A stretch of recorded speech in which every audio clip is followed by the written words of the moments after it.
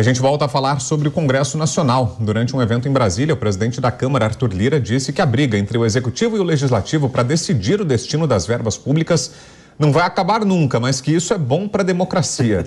Exatamente isso. Olha só o que ele falou, Mônica, vê se você vai concordar com ele. Vou abrir aspas aqui. Nós ficamos falando o tempo todo sobre a briga, 5 bilhões para cá, 3 bilhões para lá, e o Congresso é que indica ou é o governo federal que indica? Essa briga não vai acabar nunca, são posicionamentos de placas tectônicas a respeito da destinação de políticas públicas. Toda democracia vive isso, e é bom que ela exista. Fecho aspas. Gostou, Mônica, da declaração? Gostei. Pena que ele não acredita nisso e que, na verdade, o que ele está querendo é se perpetuar no poder. Ele sabe que vai ter eleição agora e ele está dentro de um congresso fisiológico que tem vários outros interesses. Quando ele fala aí que são as placas tectônicas, ele está esquecendo que a questão das emendas é o que faz mexer, é o que cria os terremotos no nosso Congresso. Então, na teoria está muito certo, mas infelizmente não é assim que está acontecendo no Brasil, né?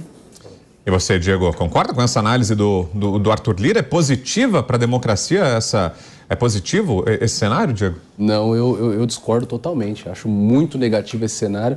Isso não se confunde com aquilo que seria bom, que é aquele conceito de democracia de alta intensidade, que é os ânimos, de certa forma, um pouco acirrados entre os poderes. Não é nada disso que está acontecendo. O que nós vivemos foi bem diagnosticado pelo governador Tarcísio em uma entrevista na terça-feira, no qual ele disse que o Brasil vive um parlamentarismo, praticamente um parlamentarismo. Nós temos um poder legislativo que está cada vez mais interessado em ser detentor do orçamento. Nós temos ali um executivo pregando a necessidade de zerar o déficit fiscal. E nós temos, para alcançar uma base do Poder Legislativo, um emprego de praticamente 1/4 desse déficit em emendas parlamentares, deixando de lado obras estruturantes, como é o caso do PAC, fazendo cortes sucessivos na educação, na segurança pública. Então, eu acho isso extremamente negativo. O Poder Legislativo tem que ficar focado na sua função típica, que é o de produzir as leis, de legislar. E depois, até engraçado, né? Depois eles reclamam que o Supremo Tribunal Federal está avançando sobre as suas competências. Mas, claro, enquanto o Supremo Tribunal avança sobre as competências do Legislativo, o Legislativo está avançando sobre as competências do Executivo. Só está faltando agora o Presidente da República querer começar a declarar inconstitucionalidade, né? Aliás, já fez. Fez isso no veto da saidinha. Então, nós vivemos aí uma certa crise de identidade entre os nossos poderes da República. É importante que o Congresso tenha emendas, mas se isso fosse limitado às emendas impositivas, que cada parlamentar, independentemente de ser base ou ser oposição, tem direito ao mesmo valor, isso sim é uma forma de você democratizar o orçamento público. Afinal, o parlamentar conhece as necessidades da sua base. Mas 60 bilhões de reais de emenda parlamentar para o Legislativo executar e o Arthur Lira dizer que isso é bom para a democracia, olha, é no mínimo curioso. Mas eles aprovam o orçamento, né? Sim, o Congresso aprova o orçamento. A gente esquece que... Mas é uma construção conjunta, né, Mônica? Vem do Executivo, enfim, é discutido ali um pouco que um trabalho feito em conjunto. Afinal, o orçamento precisa ouvir os parlamentares diante até das necessidades. Claro. Mas o que nós temos não é isso. Aí são 60 bilhões de reais que a gente sabe que vai acontecer na prática. Na prática, esse ano, ao invés de ter obra do PAC, que eu também, enfim, não vou entrar no mérito aqui se é algo bom ou ruim, mas o que nós teremos com esses 60 bilhões é ambulância, é pracinha, é campinho de futebol, obra que não tem necessidade nenhuma de ser feita, mas que sai rápido para o deputado subir no palanque com o prefeito e fazer a entrega. Diga, Ana. Não, o Diego está falando que ambulância, pracinha e quadra não são obras muito importantes, me incomoda um pouco, porque eu acho que são, inclusive, as obras que talvez estejam mais perto da maior parte da população e que façam mais diferença no dia a dia dessa população. Dito isso, eu não gosto dessa história das placas tectônicas, porque nenhum dos lados, nenhuma das placas, como diz o Arthur Lira, me parecem estar muito preocupados com a sociedade. Eles não parecem estar preocupados nessas discussões que eles têm de bilhões para lá e bilhões para cá, com o que efetivamente vai chegar a nós, a sociedade destinatária final. É muito mais uma guerra de poder, de dinheiro que vai ser utilizado para fins eleitoreiros, especialmente este ano, e é isso que incomoda na fala dele.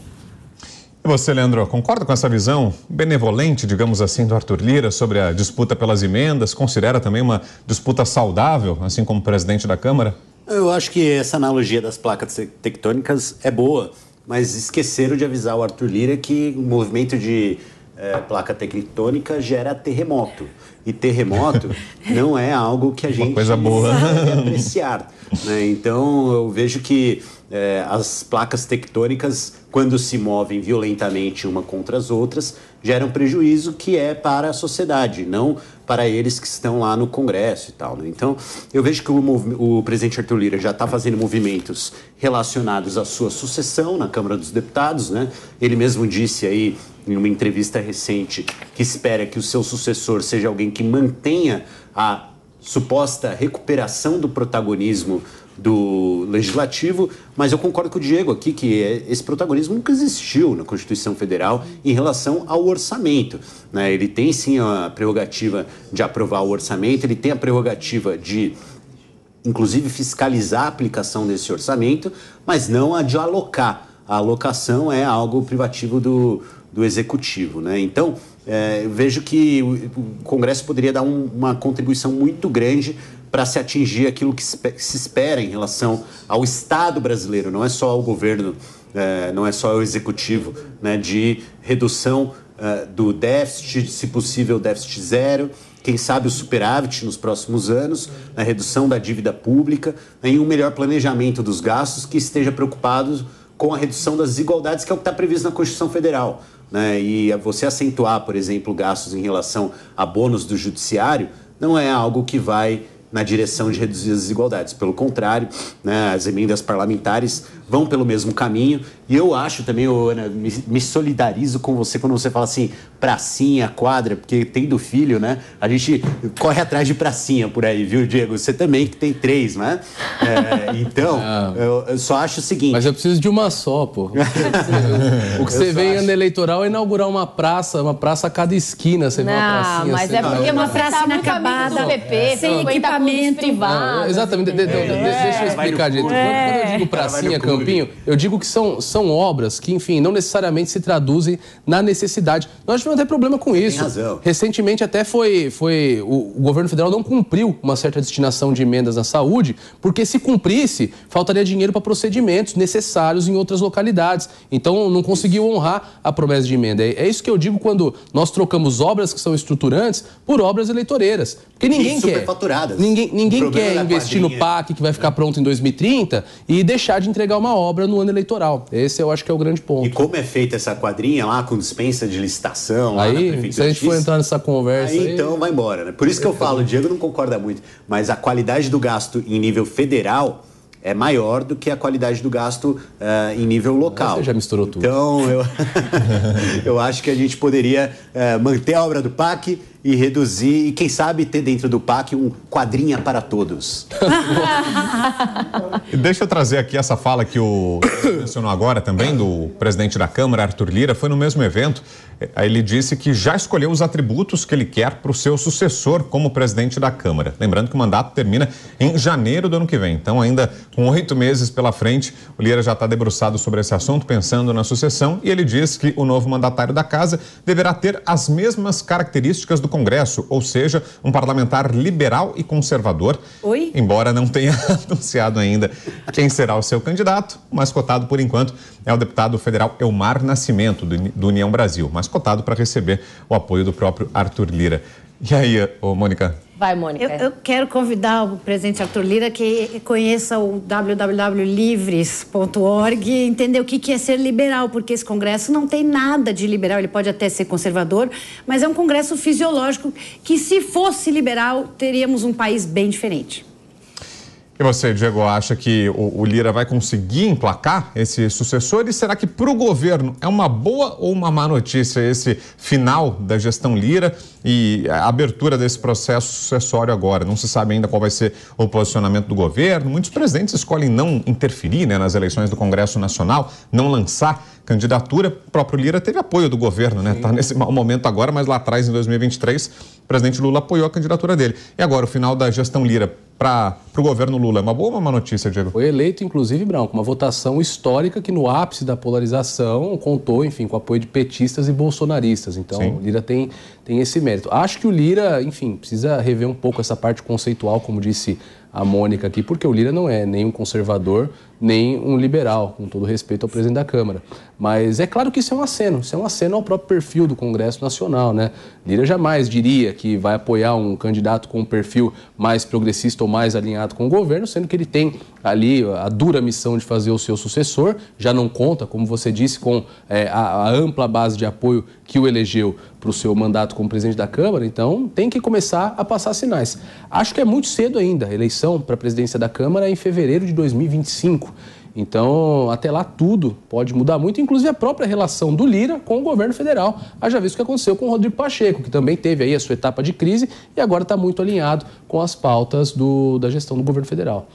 E esse diagnóstico, Leandro, do Lira sobre a composição da Câmara, aqui a Mônica e o Diego se opuseram, disseram que não concordam sobre um Congresso liberal e conservador. Eu lembro que na época da eleição a gente ouviu muito isso, né, em 2022, olha, saiu das urnas o Congresso mais conservador da história. Teve alguns resultados surpreendentes, né, no Senado, alguns candidatos bolsonaristas que foram eleitos com uma votação que uma margem de votos que não era esperada.